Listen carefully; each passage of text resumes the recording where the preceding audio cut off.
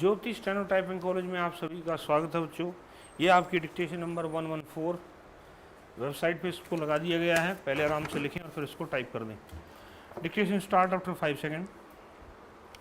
Mister deputy chairman sir, as the honorable minister said, this a very simple bill and the house should have no difficulty in passing it.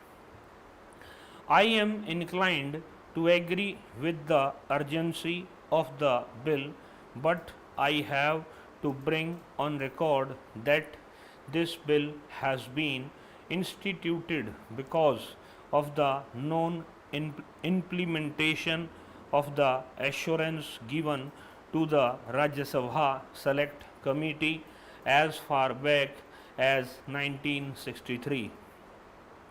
Probably the Chief Minister is new to the ministry and he does not know the background, and therefore I am constrained to bring to his notice the facts as they stand.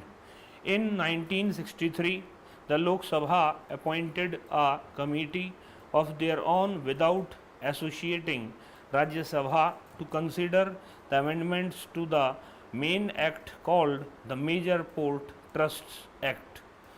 When that select committee's report came to the House, we asserted our right and appointed a select committee of this House to go into the recommendations of the Lok Sabha.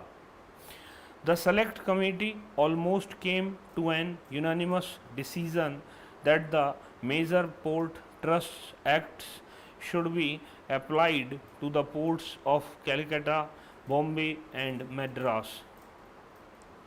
He pleaded that a lot of things would be upset.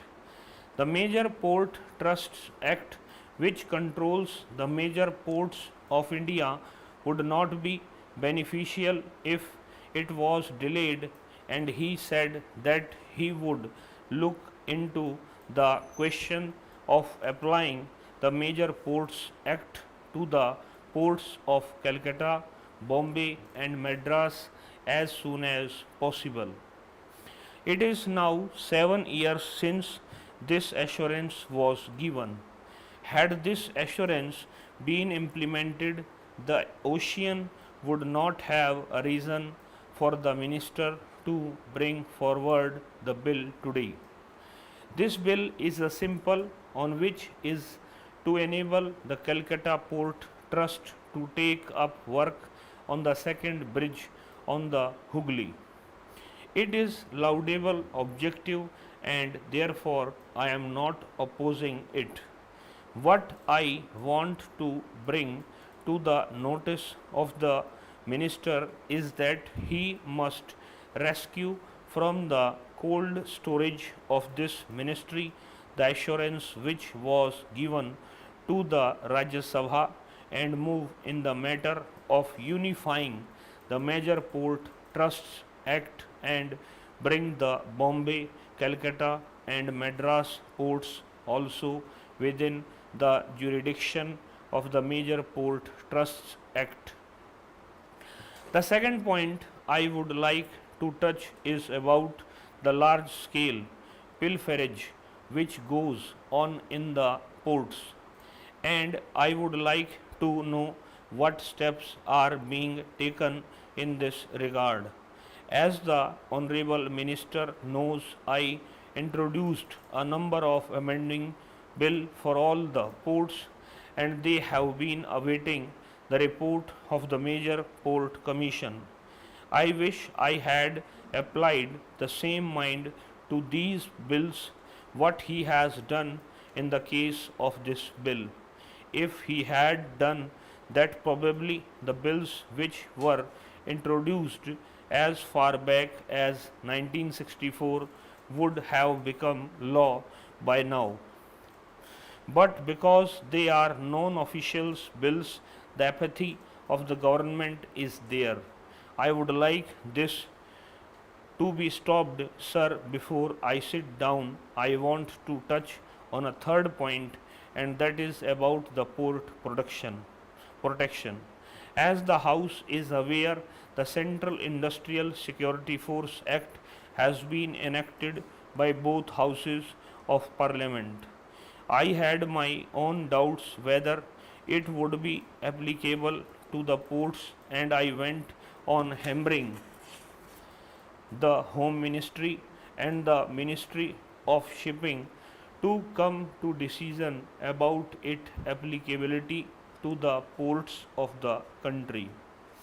I am happy to announce to the House that in this August House, during the last session, the Honorable Home Minister was pleased to make an announcement that after considering every aspect and taking into consideration everything, the Home Minister had come to conclusion that the Central Industrial Security Force Act would be applicable to all the ports of India. Port, according to their decision, has been included in the definition of industrial establishments. This is the position of the government. Now, my only request to the Ministry of Transport and Shipping and the various port government. Now, my only request to the Ministry of Transport and Shipping and the various port trusts in India is to take advantage of the act and try to utilize that CISF, replacing the present watch and ward establishments in the ports, and try to improve the protection facilities available in the ports. Since the major decision has been taken that the force would be available to the ports, I see no difficulty as to why the ports should not utilize that facility which has been granted to them. Therefore, I would plead with the minister, because he is a dynamic person, to take up things and get things moving, to take up this matter in a more serious manner with the chairman of the port trust and prevail upon him to see that the force which would be applicable to the ports is utilized by the ports for the protection of the goods under the charge of the various ports. These are the three things I wanted to raise utilizing the opportunity of the Calcutta Port Amendment Bill, and I do hope that these will receive due attention of the Minister, and that the assurance which has not been fulfilled for 7 years will soon be fulfilled. Sir, as I said in the beginning, this a very simple measure under which we propose to take some power so that Calcutta Port may be able to construct that bridge or some part of that bridge on behalf of the state government as far as that is concerned. Practically everybody has supported it, and everybody has supported the power which we are taking in the bill.